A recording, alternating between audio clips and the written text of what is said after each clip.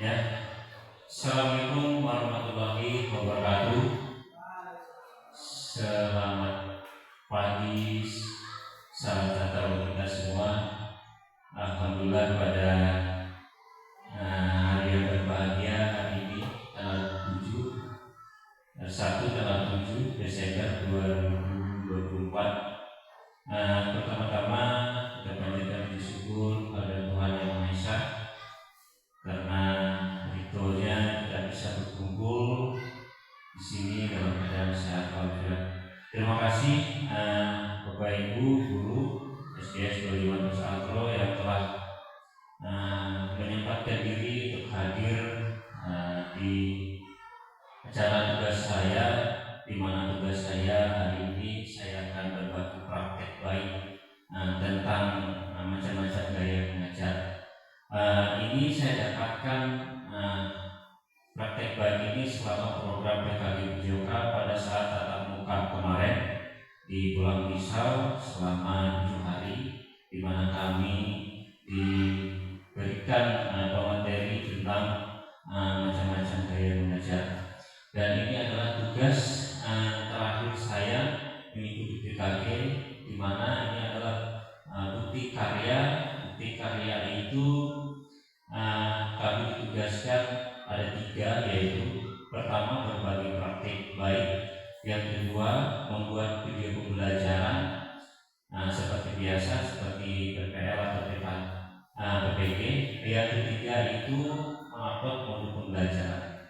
Dari 3 itu saya memilih berbagi praktik baik, di mana berbagi praktik baik ini saya menyampaikan materi kepada Bapak Ibu guru, di mana saya juga mengajar di situ.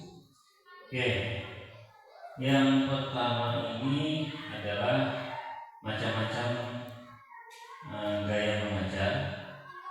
Gaya mengajar adalah cara seorang guru menyampaikan materi, berinteraksi dengan siswa, dan mengelola kelas.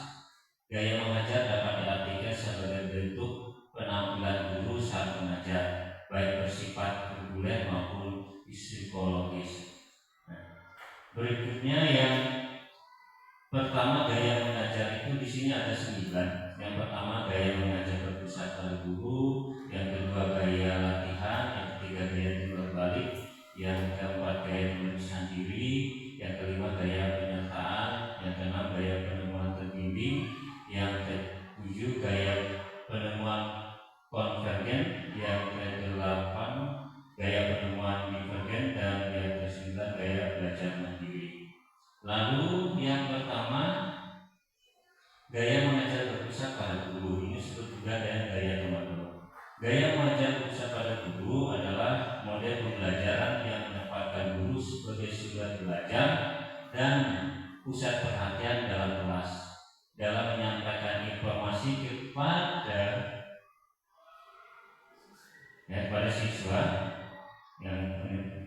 siswa melalui ceramah, presentasi, dan diskusi langsung. Siswa diharapkan menerima pengetahuan yang disampaikan secara pasif dan menunjukkan pemahaman mereka melalui tes dan tugas. Lalu yang kedua, gaya latihan, gaya mengajar latihan. Gaya mengajar latihan memberikan latihan kepada siswa untuk memperluas pengetahuan mereka. Dalam gaya mengajar ini, guru memberi umpan balik kepada siswa secara perorangan setelah siswa menyelesaikan tugasnya. Gaya mengajar latihan dapat meningkatkan tanggung jawab siswa dalam melakukan tugas beratnya. Beberapa kelebihan dari gaya mengajar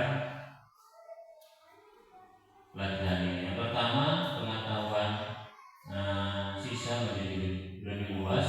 Yang kedua, siswa dapat meningkatkan kemampuan melalui latihan yang berulang-ulang. Lalu berikutnya adalah gaya mengajar timbal balik.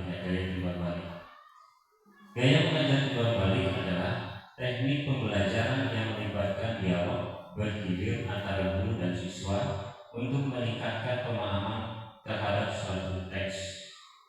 Dalam gaya mengajar ini, siswa dan guru bergantian peran, sehingga siswa tidak hanya menjadi pelaku aktif tetapi juga menjadi pengamat dan pengajar. Gaya mengajar timbal balik memiliki beberapa manfaat, diantaranya meningkatkan pemahaman, keterlibatan dalam dan retensi siswa.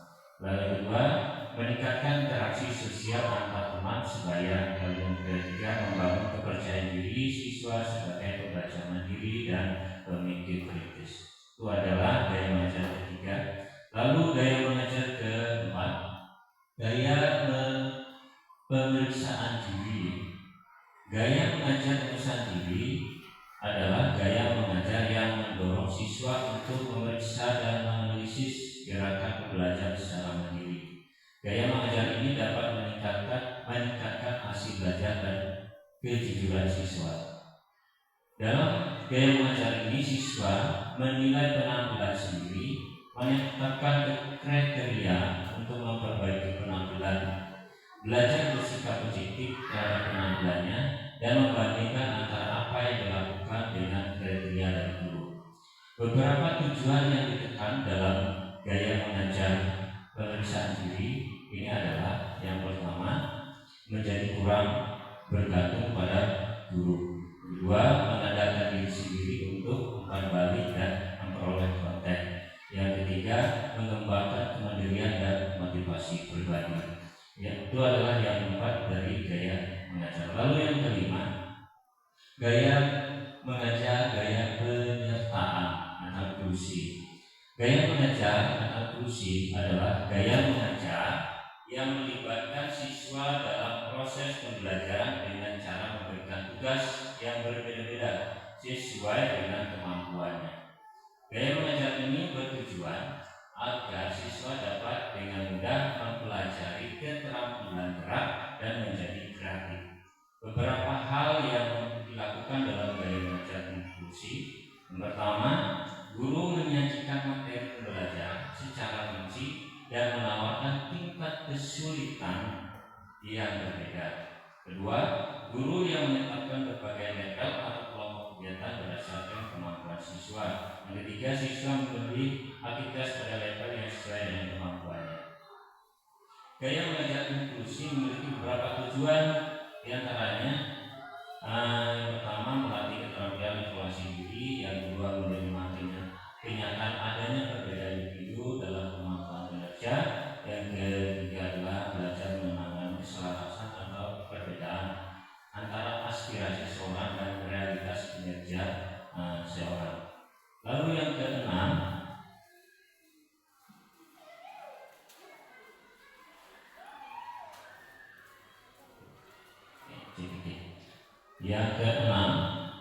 gaya mengajar penemuan terbimbing.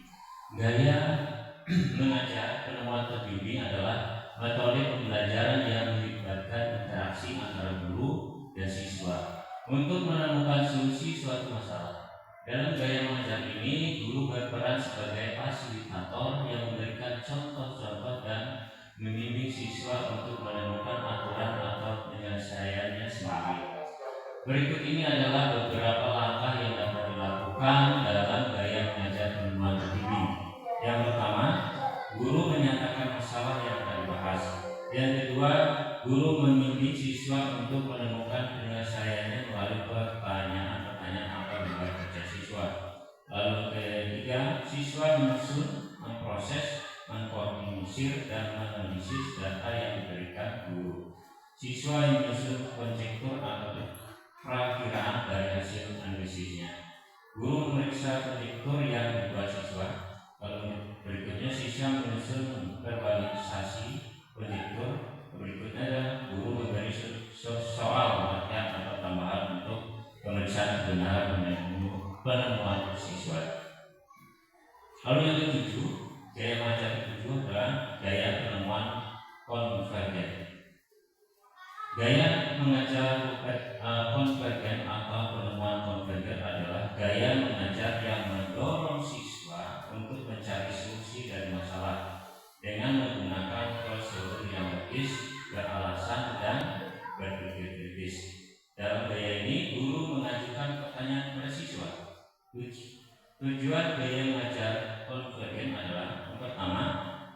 menemukan jawaban yang benar untuk sebuah pertanyaan. Yang kedua, menemukan solusi yang benar untuk sebuah masalah.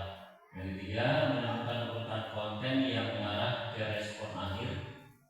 Yang keempat, menemukan pola dalam berpikir tentang konten. Dalam mengajar konvergen, guru bersedia bergerak bersama siswa selangkah lebih maju. Yang kedua, beralih dari penyampaian detail konten menjadi membiarkan siswa berkontribusinya. Yang ketiga, mempercayai siswa untuk berpartisipasi dalam berpikir konvergen. Lalu yang keempat, terakhir, berkeyakinan bahwa semua siswa dapat meningkatkan kinerja. Lalu ke-8 adalah gaya penemuan divergen. Gaya penemuan divergen adalah gaya mengajar yang mendorong siswa untuk melampaui apa yang sudah diketahui dan memperluas batasan mereka. Dalam gaya ini, siswa membuat keputusan terkait pokok bahasan mulai produksi berbagai ide. Beberapa keuntungan gaya mengajar divergen adalah: satu, mendorong siswa untuk menemukan pemecahan ganda. Yang kedua, mengembangkan wawasan ke dalam studi kegiatan dan penemuan koreksi. Tiga, memungkinkan siswa untuk bebas dari guru dan melampau jawaban-jawaban yang diharapkan. Keempat, mengembangkan kemampuan memeriksa dan menganalisis pemecahan-pemecahannya. Yang terakhir adalah 9 adalah gaya belajar mandiri. Gaya belajar mandiri adalah gaya belajar yang paling berpusat pada siswa, di mana peran guru adalah memfasilitasi proses belajar, bukan mengarahkannya. Dalam gaya belajar mandiri, siswa bertanggung jawab atas pembelajaran mereka dan didorongkan untuk mengeksplorasi dan menemukan pengetahuan sendiri. Gaya belajar mandiri memiliki ciri-ciri sebagai berikut. Siswa didorong untuk menetapkan tujuan dan sasaran belajar mereka sendiri. Yang kedua, siswa memberikan kesempatan untuk mengeksplorasi dan menemukan pengetahuan mereka sendiri. Tiga, siswa didorong untuk menggunakan keterampilan lebih kritis dan strategis memecahkan masalah. Berikutnya, guru berperan sebagai fasilitator dan memberikan bimbingan serta dukungan. Yang terakhir, guru memberi umpan balik kepada siswa dan membantu mereka menemukan pembelajaran mereka. Itu adalah macam-macam gaya mengajar yang sering kita temui. Oke, Bapak Ibu guru, itu adalah ada 9 gaya mengajar. Kita tidak tahu sebenarnya kalau kita mengajar mendidik anak kelas, kadang-kadang kita menggunakan gaya mengajar yang mana? Apakah gaya mengajar yang pertama tadi, yaitu berpusat pada guru, itu artinya bahwa dari guru untuk guru dan untuk guru. Beda kalau gaya belajar latihan dan lain itu dari guru ke siswa untuk siswa. Nah, kadang-kadang kita merasa saya mana nih gaya mengajar. Jadi gaya mengajar itu sering kita lakukan itu dari 9 ini, terkadang ada mungkin terbimbing, penyertaan, pemeriksaan diri seperti itu. Ya, kita sering lakukan pada saat kita mengajar siswa di kelas. Nah, seperti itu Bapak Ibu guru. Mungkin ada yang dipertanyakan? Kalau tidak ada, tidak apa-apa. Tentang gaya mengajar, kadang-kadang gaya mengajar itu kalau dulu mungkin banyakkan yang nomor 1 gaya mengajar pusat pada guru. Guru menjelaskan jelas tanpa siswa yang melaksanakan. Nah, ketika saya mengikuti ini, saya paham nih, saya menerapkan gaya mengajar di mana. Jadi PKG PJOK ini alhamdulillah memberikan saya juga pengetahuan tentang bagaimana cara mengajar kepada peserta didik. Jadi saya bukan hanya menjelaskan terus, siswa hanya mendengar. Nah, itu namanya gaya komando, gaya berpusat pada guru. Jadi kalau kita memberikan materi lalu siswa yang mencari akan